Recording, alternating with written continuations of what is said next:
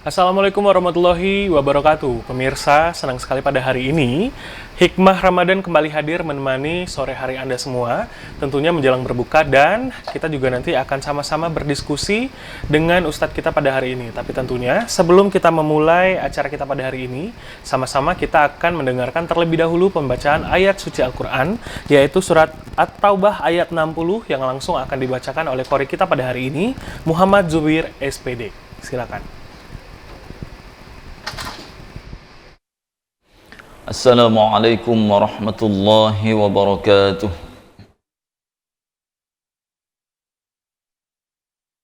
A'udzu billahi minasy syaithanir rajim.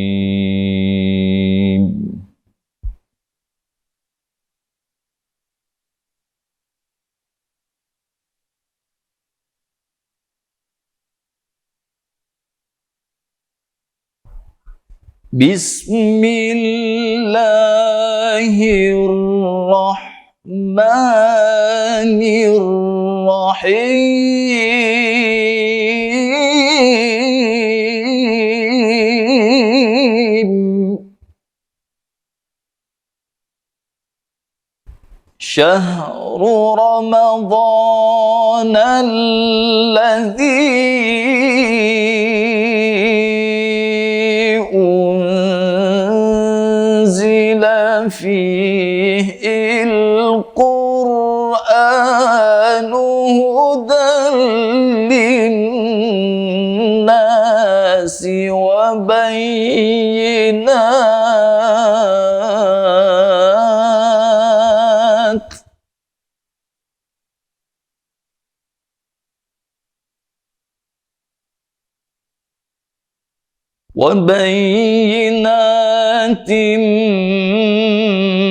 من الهدى والفرقان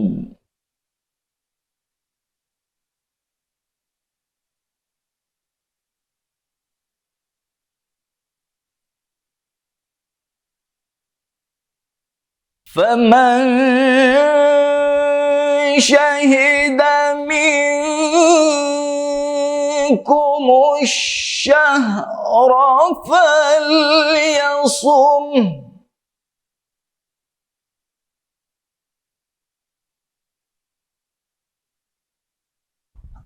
ومن كان مريضا أو على سفر فعدة من أيام أخر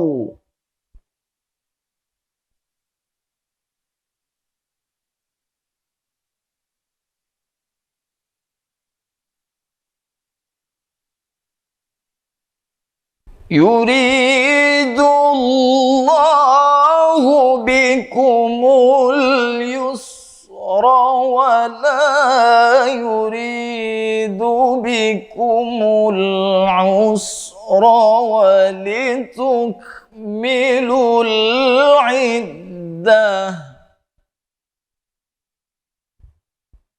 ولتكملوا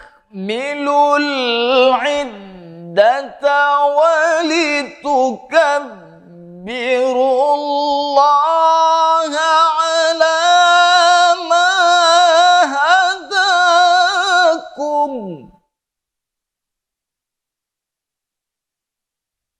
ولتكبروا الله على ما هداكم ولعلكم تشكرون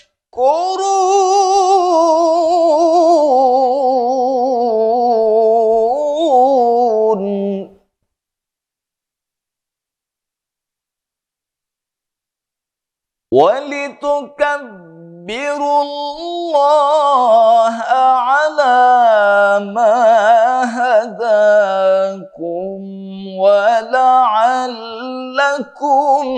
تشكرون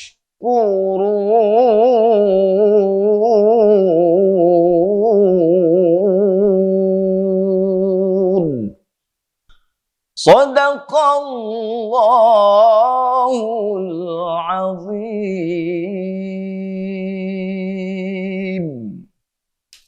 Assalamualaikum warahmatullahi wabarakatuh.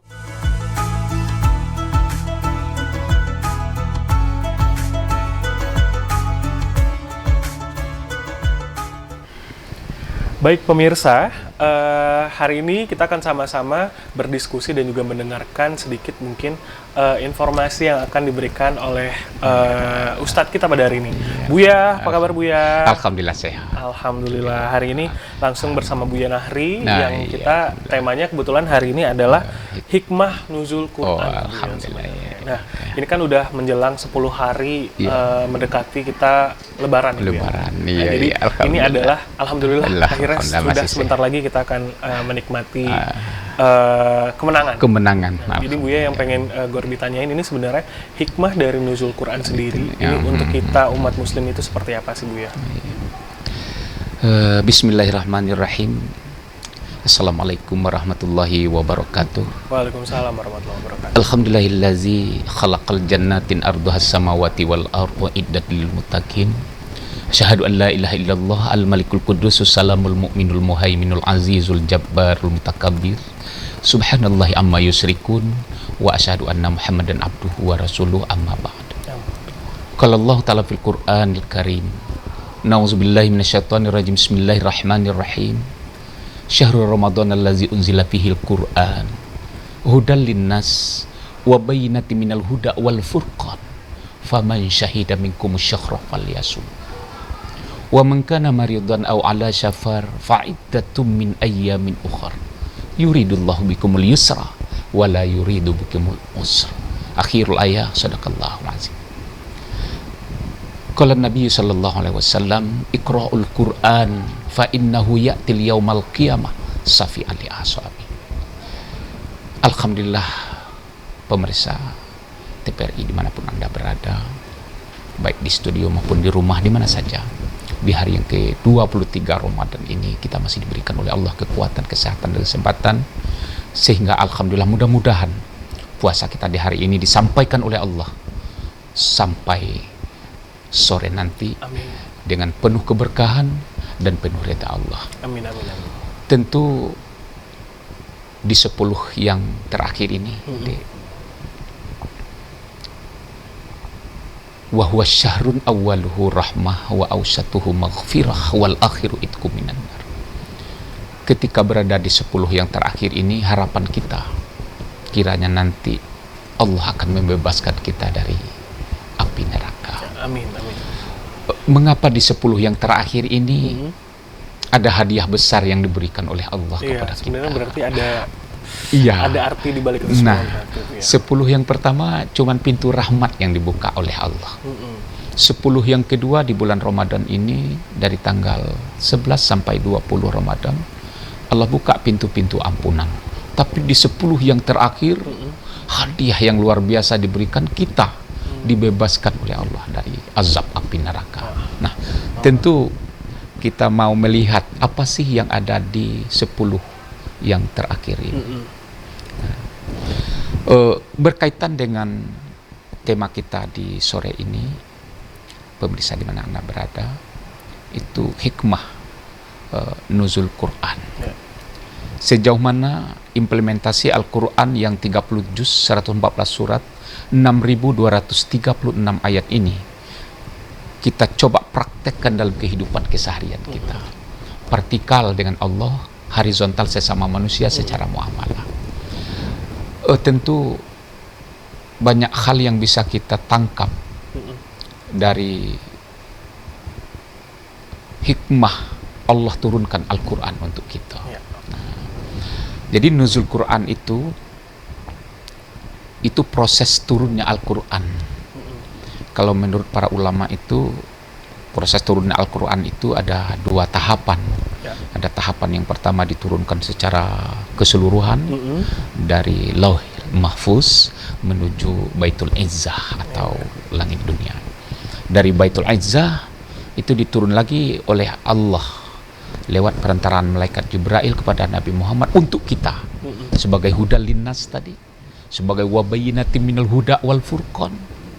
Maka di penghujung itu dilanjutkan oleh Allah, faman syahida minkumus syahra falyasum. Tentu karena dia beransur-ansur, ada tahapan-tahapan Al-Quran itu diturun. Maka muncul ada periode Mekah, ada periode Madinah. Al-Quran yang diturunkan di Mekah disebut dengan surat-surat Makkiyah. Yang diturunkan di Madinah disebut dengan surat-surat Madinah. Nah, gitu. Oke, berarti sebenarnya ada arti dari itu cuma tadi, dan Iya. saya pribadi nih Taat Gorbi sendiri sebenarnya Bu ya, sebenarnya baru tahu sebenarnya 10 hari pertama, 10 hari kedua, dan 10 hari terakhir itu 10 hari terakhir di Ramadan ini sebenarnya kita mempunyai kesempatan untuk mendapatkan hadiah yang luar biasa. Nah, hikmah sendiri ini yang sebenarnya pengen Gorbi tanyakan itu tadi. Ini berkaitan dengan kita dan kegiatan kita sehari-hari mungkin pada saat 10 hari terakhir ini sendiri gitu tadi. Makanya tadi hikmah yang nyata dalam kehidupan kita di 10 yang terakhir ini, itu ada suatu malam yang diberikan oleh Allah kepada kita. Itu ketika itu kita dapatkan pahala yang kita peroleh itu sama dengan pahala ibadah kita 83 tahun. Itu mungkin barangkali yang membuat kita dibebaskan dari azab api neraka tadi. Jadi ini yang harus kita, yang harus betul-betul kita kejar di 10 yang terakhir melalui hikmah-hikmah dari Al-Quran diturunkan tadi. Maka di 10 yang terakhir ini ada malam kemuliaan tadi. Inna anzalnahu fi lailatul qadar wa ma adraka ma lailatul qadar. Itu apa yang kamu tahu tentang Lailatul Qadar itu?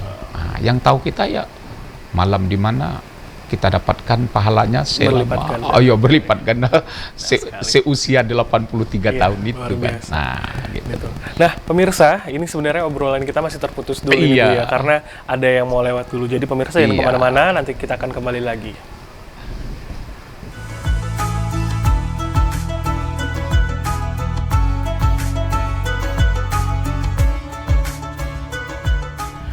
Baik pemirsa, kita kembali lagi dan kita masih berbicara tentang hikmah dari nuzul Quran Bu ya. Tadi Gorbi sempat pas kita off air, tadi Gorbi sempat nanya sebenarnya Bu ya. Nah, sebenarnya 10 hari terakhir ini itu kan ada istilahnya di 10 hari terakhir ini kita tadi kayak Bu ya bilang itu mendapatkan hadiah yang luar biasa. Iya, luar biasa. Nah, yang pengen Gorbi tanyain sebenarnya Bu ya, kalau kita sendiri nih sebagai umat muslim kan ada malam Lailatul Qadar tuh Bu ya. Sebenarnya untuk umat muslim sendiri yang mungkin tidak bisa atau tidak dapat menyelesaikan puasanya 30 hari.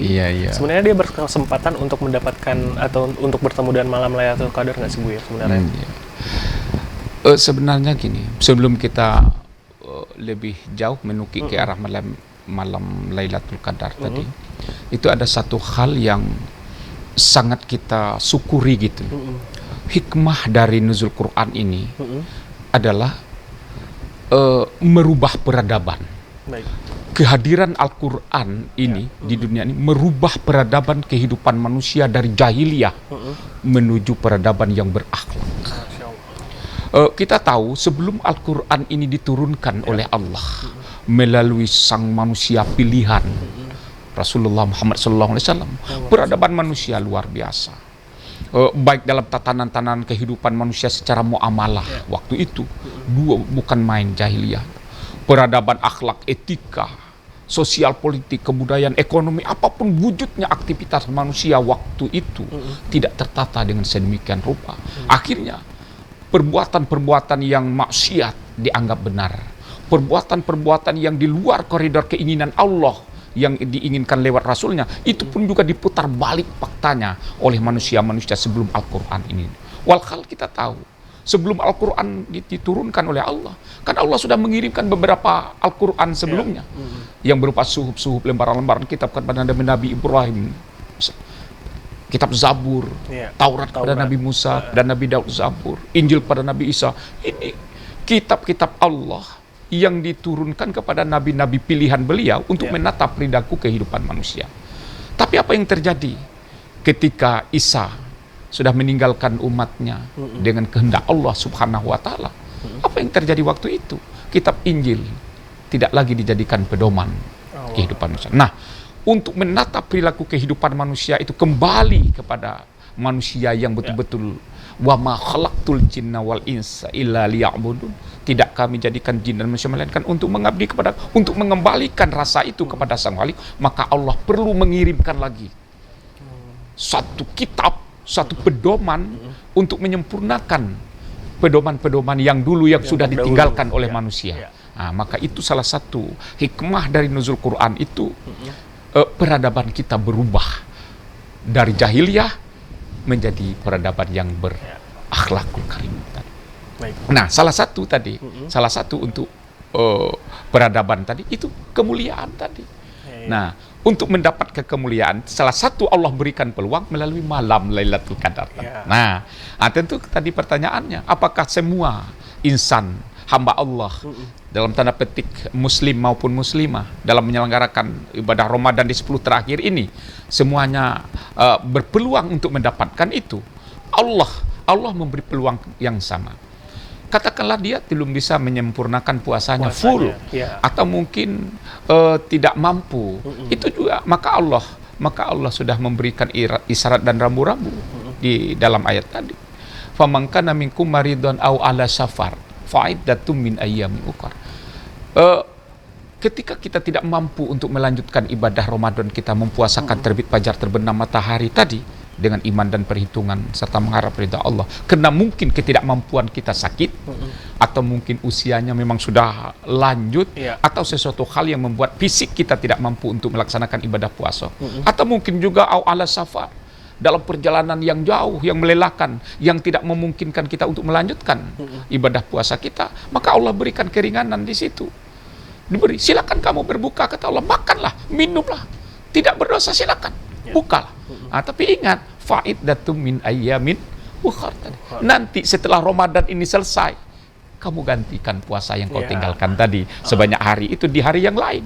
Boleh cash, boleh kredit. Boleh cash kita tinggalkan 5 hari, sekaligus 5 hari kita qadha, silakan. Kalau memang ada kesibukan lain yang membuat kita tidak bisa berurutan, boleh juga kita kredit. Bulan Syawal kita bayar 3, nanti di bulan Zulkaidah kita bayar 1, bulan Zulhijjah kita bayar lagi. Insya Allah menjelang bulan Ramadan tahun depan 1445 Hijriah akan selesai.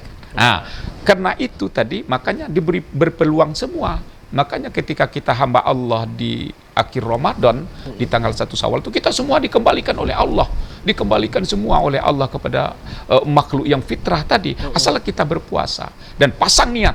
Walaupun kita sudah tinggal puasa, ada yang tertinggal, kita pasang niat, ya Allah, nanti saya akan berjanji setelah Ramadan nanti saya akan mengqadhakan semua puasa yang saya tinggalkan itu. Insya Allah kita akan mendapatkan fitrah itu. Amin. Nah, supaya kita jangan jangan ragu atau jangan ngambang dalam mengejar Lailatul Qadar tadi, maka Nabi kita memberikan pedoman untuk mendapatkan malam Lailatul Qadar. Kata Nabi yang jelas itu, intai malam Lailatul Qadar itu di setiap bilangan ganjil 10 yang terakhir dari Ramadan. Taharru Lailatul Qadri fil witri minal ashril awakhir fi Ramadan. Nah, itu perintah. Jadi supaya kita jangan ragu, jadi kita intai dan kita kejar malam Lailatul Qadar itu setiap bilangan-bilangan ganjil di 10 yang terakhir dari bulan Ramadan. Allahu Akbar, luar biasa. Terjawab berarti nih Bu ya. Iya. Baik pemirsa, kita rehat sejenak. Kita akan kembali lagi nanti di Hikmah Ramadan, jangan kemana-mana.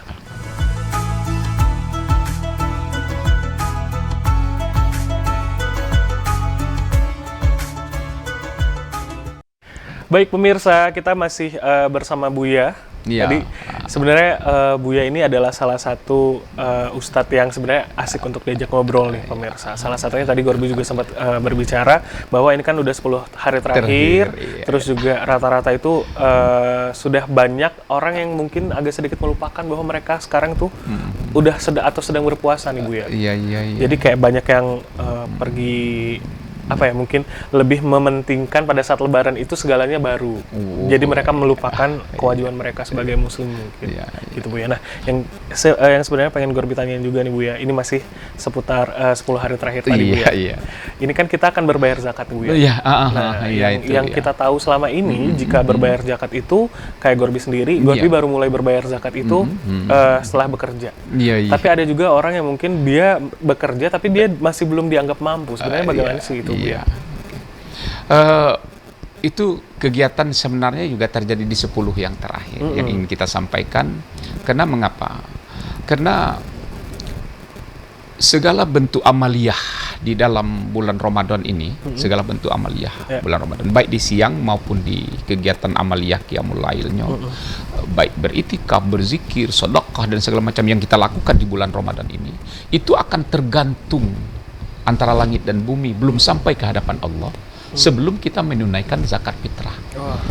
Jadi kuncinya di situ sesungguhnya. Kita sudah berpuasa dengan baik, melaksanakan tarawih, yang tarawih 8, yang tarawih 20, melaksanakan witir, beritikaf, tadarus, ada yang sudah menghatamkan Al-Qur'an sampai 5, 6, 7 kali. Nah, ketika zakat fitrah ini tidak kita tunaikan, itu semua akan tergantung, belum nyampe ke hadapan Allah. Jadi untuk menyampaikan ini, semua bentuk paket ibadah Ramadan yang kita rangkai dengan semikian rupa siang maupun malam ini akan nyampe ke hadapan Allah itu apabila didorong dengan kendaraan zakat fitrah tadi. Nah, balik ke kendaraan zakat fitrah tadi, itu sebenarnya itu sudah, makanya salah satu juga ini di 10 yang terakhir hikmah nuzul Quran itu kita tahu loh. Kita tahu bagaimana zakat fitrah itu, bagaimana zakat mal, gitu kan, bagaimana zakat profesi. Ternyata di dalam Al-Quran sudah dibahas semua. Berbicara masalah zakat atau ayat 60 itu inam shadaqatul fuqara maksud sudah dijelaskan semua asnaf-asnaf yang 8 di surat At-Taubah 60 itu. Itu bagaimana cara kita mendistribusikan zakat fitrah. Nah, dan bagaimana bentuk wujud zakat fitrah itu.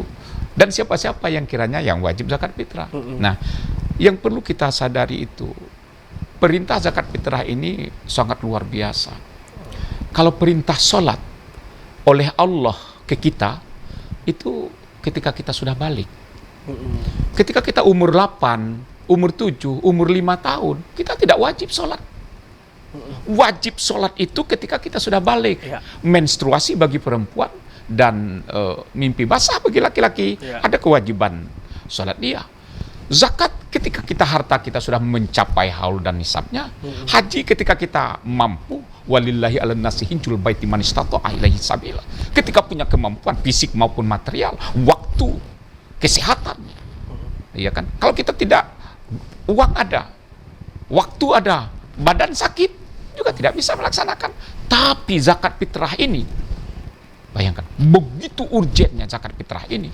Ketika ada si bayi lahir dari perut seorang perempuan, dari emaknya, lahir sebelum takbir sholat id, dia wajib membayar zakat fitrah. Bayangkan, begitu tingginya kewajiban kita membayar zakat fitrah ini. Kalau sholat tadi kan ketika kita umur 17, ketika kita sudah balik baru sholat. Kalau umur 9 tahun, 8 tahun, lantak lah. Tidak berdosa juga kita kan. Nah, tapi zakat fitrah, bayangkan, sebelum takbir imam sholat id, lahir, bayar. Apakah dia si pesek, si miskin, si kaya? Kalau zakat tadi orang yang kaya. Kalau dia miskin macam mana? Tapi kalau zakat fitrah, miskin, kaya, si pesek, si hidung, si hitam, semuanya diwajibkan. Gitu. Kembali ke tadi zakat fitrah. Alhamdulillah sekarang kita sudah terbantu dengan umarok dan ulama kita bersinergisitas dalam menetapkan harga-harga untuk pembayaran zakat fitrah dalam bentuk uang ataupun dalam bentuk beras. Nah, gitu kan. Nah, kembali ke tadi. Zakat fitrah ini, ada zakat fitrah orang yang betul-betul makanan pokoknya jelas. Ada juga muzaki yang makanan pokoknya tidak jelas. Nah, kalau yang jelas makanan pokoknya, ya kita bayar sesuai dengan apa yang kita makan. Nah, beras apa yang kita konsumsi setiap hari selama 1 tahun ini. Nah, kalau kita berada di posisi beras balida, ya kita bayar zakat fitrah dengan harga beras balida. Kalau kita beras anggur, beras solo, atau beras payo, kita bayar dengan zakat fitrah kita bayar dengan beras yang kita konsumsi di setiap harian kita. Nah, sekarang pertanyaannya masalah ada orang yang tidak jelas zakat fitrah makanan pokoknya tidak jelas. Contoh mahasiswa misalnya kan, mahasiswa tidak jelas makan pokok. Kadang seminggu tuh berturut-turut makan mie terus mengkonsumsi mie. Kadang-kadang 2 hari tidak makan. Kadang-kadang 1 hari cukup dengan bakso 1 buah selesai dia. Tidak jelas makan. Apa sewaktu dia balik kampung numpang makan dengan maknya lagi. Beras maknya dimakannya. Jadi yang semacam ini tidak jelas ini makanan pokok. Nah, tapi ketika dia masih dalam kewajiban orang tua yang membayarnya, kalau dia masih sekolah, berarti kewajiban zakat fitrahnya tetap bergantung ke orang tuanya. Nah, jadi beras yang dibayar oleh orang tuanya itu beras yang dimakan oleh orang tuanya. Karena itu masih tanggungan orang tua. Nah, ada lagi ini bujangan, gadis. Tidak lagi tanggungan orang tua. Kenapa? Karena dia sudah punya penghasilan tetap. Nah, setelah dia selesai kuliah tapi belum nikah, dia ikut kerja, diterima di perusahaan swasta, BUMD maupun BUMN atau di pegawai negeri misalkan, dia sudah mendapat gaji pokok nih, gaji tetap. Tapi itu tadi makanannya belum ada yang apa namanya itu ya, yang tetap, karena masih bujang. Sudah pegawai negeri, sudah punya ini, gaji tetap sudah ada. Tapi kadang-kadang itu tadi, kadang makan mie, kadang makan di warung, kadang ngajak makan di sini, kawan-kawan makan gini. Nah, itu tidak jelas. Kalau tidak jelas makanan pokok yang semacam itu, sementara kita sudah punya penghasilan tetap. Nah, itu yang lebih sempurna itu bukan dibayar dengan beras yang kita makan, tapi dibayar dengan ketetapan harga yang sudah ditetapkan oleh pemerintah. Baik. Itu jalan keluar. Baik, itu. Terjawab sekali lagi pemirsa yang selama ini mungkin agak sedikit kita bingungkan. Nah, nanti kita akan berbicara lagi dan juga akan berdiskusi lagi dengan Buya. Jangan kemana-mana, tetap di Hikmah Ramadan.